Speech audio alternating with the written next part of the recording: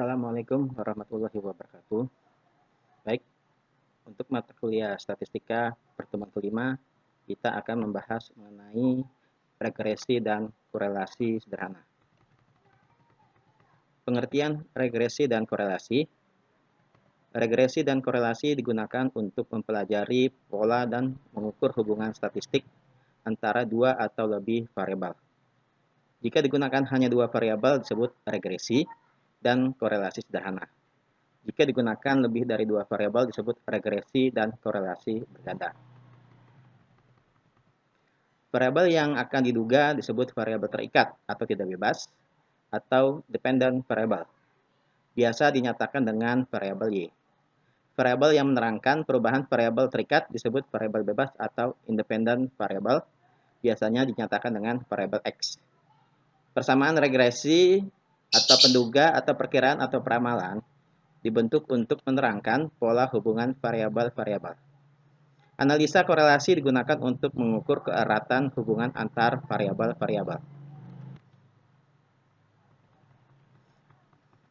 Untuk menentukan persamaan hubungan antar variabel, langkah-langkahnya adalah sebagai berikut. Yang pertama, mengumpulkan data dari variabel yang dibutuhkan, misalnya variabel X sebagai variabel bebas dan variabel Y sebagai variabel tidak bebas. Kemudian yang kedua, menggambarkan titik-titik pasangan X dan Y dalam sebuah sistem koordinat bidang. Hasil dari gambar itu disebut scatter diagram. Nanti kita akan belajar cara membuat scatter diagramnya, atau diagram pencar atau tebaran, di mana dapat dibayangkan bentuk kurva halus yang sesuai dengan data.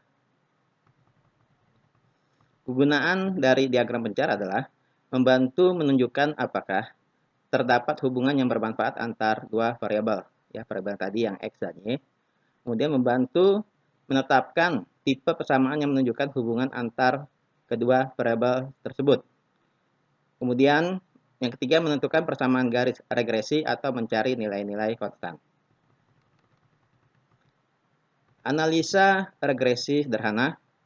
Persamaan garis regresi linear sederhana untuk sampel dia mempunyai rumus Y sama dengan A plus BX yang diperoleh dengan menggunakan metode kuadrat terkecil. Bila diberikan data sampel di mana ya di sini XI atau YI di mana I-nya itu adalah angka 1, 2 sampai ke N. Maka nilai dugaan kuadrat kecil bagi parameter dalam garis regresi adalah Y sama dengan A plus BX. Di sini dapat diperoleh, ya, kita mencari B dan A-nya, dapat diperoleh dari rumus sebagai berikut. B sama dengan N sigma XY dikurang sigma X dikali sigma Y per N sigma X kuadrat dikurang dalam kurung sigma X kuadrat. Ya, di mana X bar di sini sama dengan sigma Y per N. Kemudian untuk X bar sama dengan sigma X per N. Maka A-nya didapat sama dengan Y bar dikurang BX bar. Ya.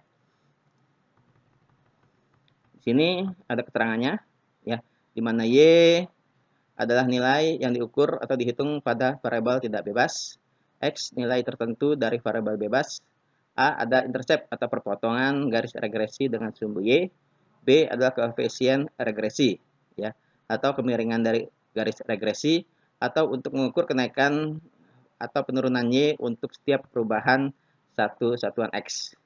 Untuk mengukur juga besarnya pengaruh X terhadap Y kalau X naik 1 unit. Nah, di sini analisa korelasi sederhana. Analisa korelasi sederhana digunakan untuk mengukur kekuatan keeratan hubungan antar dua variabel melalui sebuah bilangan yang disebut koefisien korelasi.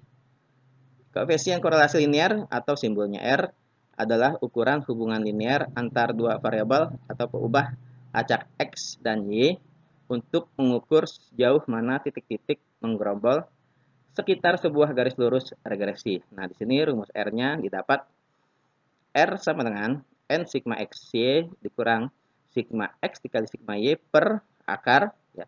Buka kurung kurva N sigma X kuadrat dikurang dalam kurung sigma X kuadrat tutup kurva. Buka kurva lagi, ya. N sigma Y kuadrat dikurang dalam kurung sigma Y kuadrat tutup kurung kurva. Nah, di mana sini ketentuannya jika B positif, maka R positif. Jika B negatif, maka R negatif. Nah, di sini ada catatan lagi yang perlu teman-teman perhatikan, ya. Untuk nilai R terletak dari minus 1 sampai plus 1, atau ditulis min 1 lebih kecil atau sama dengan R, lebih kecil atau sama dengan plus 1. Bila R mendekati plus 1 dan min 1, maka terjadi korelasi tinggi dan terjadi hubungan linear yang sempurna antara X dan Y. Bila R mendekati 0, hubungan linearnya sangat lemah atau tidak ada. Nah, di sini ada contoh. Misalnya R sama dengan min 0,6. Menunjukkan arah yang berlawanan, di mana X ke atas, maka Y-nya ke bawah. Atau X-nya ke bawah, maka Y-nya ke atas. Untuk R sama dengan positif 0,6, menunjukkan arah yang sama. X-nya ke atas, maka Y-nya ke atas. Atau X-nya turun atau ke bawah, maka Y-nya turun atau ke bawah. Lalu kalau R-nya sama dengan 0, menunjukkan tidak ada hubungan linear antar X dan Y. Nah, di sini koefisien determinasi atau R kuadrat. Nilainya antara 0 dan 1. Untuk menyatakan proporsi keragaman total nilai-nilai perubahan Y yang dapat dijelaskan oleh nilai-nilai perubahan X melalui hubungan linear tersebut. Di sini ada contoh, misalnya R sama dengan 0,6. Ya, berarti ya artinya 0,36 karena R-nya adalah R kuadrat. Ya. 0,36 atau kalau dipersenin adalah 36%. Di antara keragaman total nilai-nilai Y dapat dijelaskan oleh hubungan linearnya dengan nilai-nilai X atau besarnya sumbangan X terhadap naik turunnya Y adalah 36%. Sedangkan sisanya 64% disebabkan oleh faktor lain. Ya. Ini sudah merupakan pembagiannya yang tetapannya yang menjadi 100% ya. Misalnya di sini kita ambil contoh 0,5. Berarti artinya R kuadrat 0,25. 0,25 dijadiin persen berarti 25%. Berarti yang sisanya disebabkan dari faktor lain, ya sisa dari 25%, dari 100% berarti adalah 75%. Itu contoh lainnya. Nah, kemudian di sini ada contoh ya. Pengeluaran untuk konsumsi rumah tangga berkaitan dengan pendapatan rumah tangga. Data yang diperoleh sebagai berikut: pendapatan X-nya 18, 23, 28 dan seterusnya, pengeluaran Y 17, 20, 23 dan seterusnya. Ya. Di sini dalam Rp10.000 per bulan. Buat diagram pencar yang pertama. Yang kedua, B-nya tentukan persamaan regresi.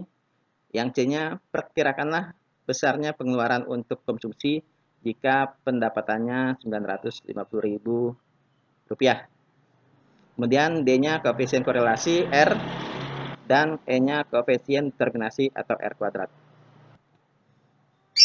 Baik, kemudian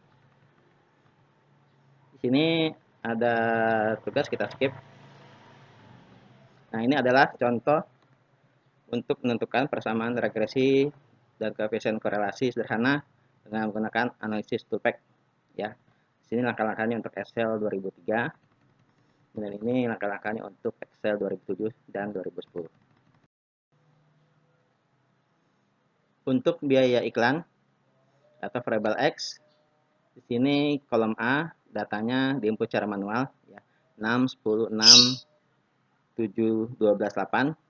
Kemudian diinput juga secara manual untuk penjualan atau variabel Y ya 14, 20, 16, 15, 25, 15. Kemudian kita masuk ke analisis toolpath. Kita ya sort untuk input Y range-nya, kemudian input X range-nya, seterusnya sesuai dengan langkah-langkah dari data yang sudah dibuatkan di atas. Hasilnya seperti ini. Ya, di mana kita lihat di bawah nilai A-nya itu adalah nilai intercept-nya ya, 4,05. Kemudian nilai B-nya adalah 1,65. Kita masukkan ke metode kuadrat kecil. Y sama dengan A plus BX. A-nya 4,05, B-nya 1,65 ya. Jadi kita dapat persamaan regresinya. Kemudian untuk korelasi, ini adalah langkah-langkahnya ya.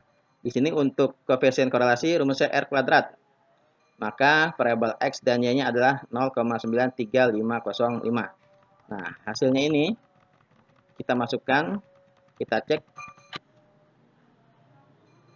cek dengan menggunakan analisis toolpath ya atau SPSS. Didapat di sini R-nya ya 0,935 ya, sama dengan yang tadi. Kemudian kita masukkan ke dalam persamaan regresi ya, dimana hasilnya Y sama dengan 4,046 ditambah 1,647X. Nah, ini adalah hasil dari persamaan regresi tabelnya yang dari SPSS. Oke, itu aja pembahasan untuk pertemuan kelima. Terima kasih. Assalamualaikum warahmatullahi wabarakatuh.